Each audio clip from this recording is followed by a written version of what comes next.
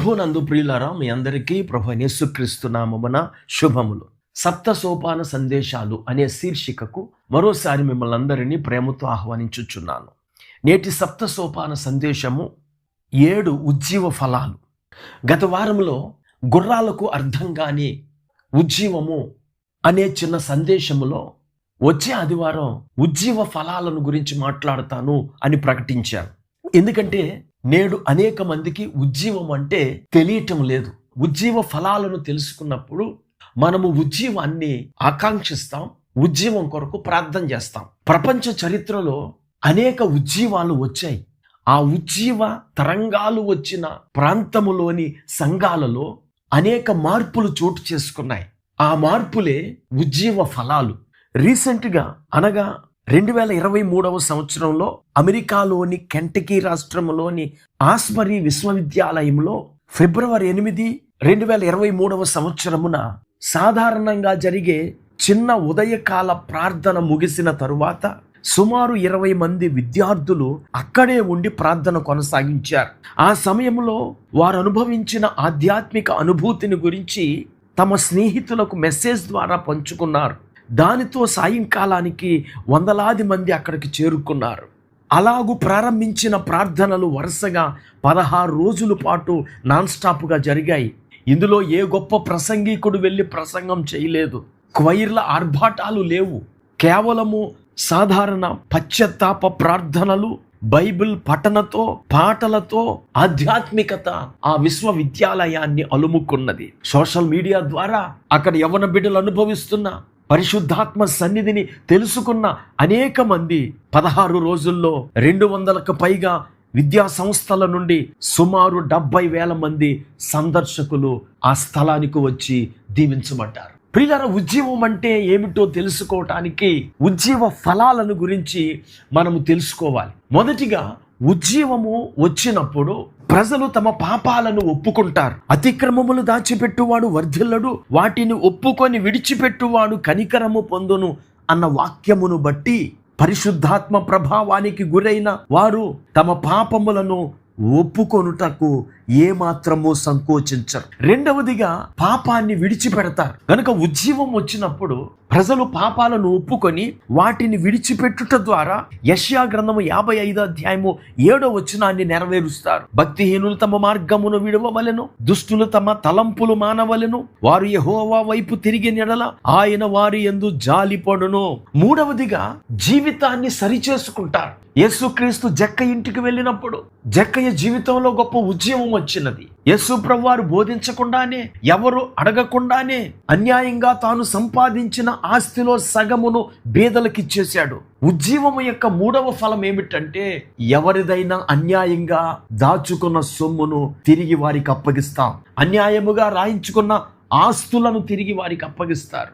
ఉజ్జీవం వచ్చిన ప్రాంతాల్లో ప్రజలు బాకీలను కట్టేశారు. కిరాణా బిల్లులు, బ్యాంక్ లోన్లు అన్ని క్లియర్ చేసుకొని ఎవరికి దేని విషయంలోనూ అచ్చి ఉండొద్దు అన్న వాక్య ప్రకారంగా ప్రజలు ఎంతో నమ్మకంగా సరి చేసుకోవడం జరుగుతుంది.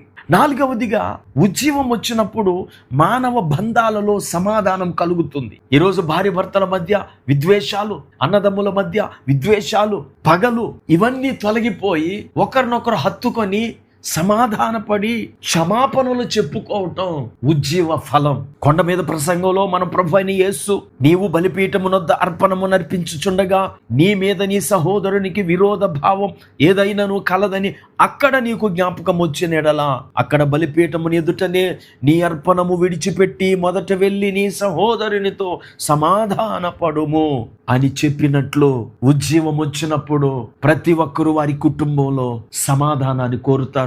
తత్ఫలితంగా కుటుంబాల్లో, సంఘాల్లో సమాధానము నెలకొంటుంది.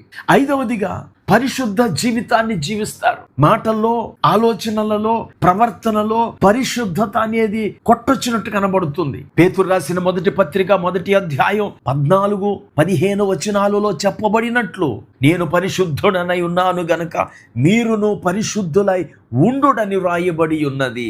ఉజ్జీవం వచ్చినప్పుడు పరిశుద్ధాత్ముడు మనలను పరిశుద్ధపరిచి వాక్యానుసారమైన జీవితము జీవించుటట్లు మనలను ప్రేరేపిస్తాడు. తత్ఫలితంగా సంఘాల్లో, కుటుంబాల్లో పరిశుద్ధత నెలకొంటుంది.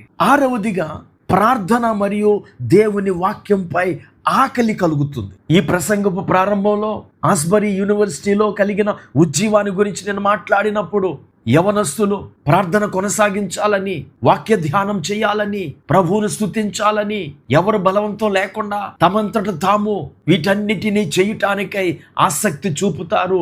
అదే ఉజ్జీవ ఫలం, అనగా దైవ సన్నిధి కొరకు ఆకలిగొని దేవునిని ఆత్మతో సత్యముతో ఆరాధించుట.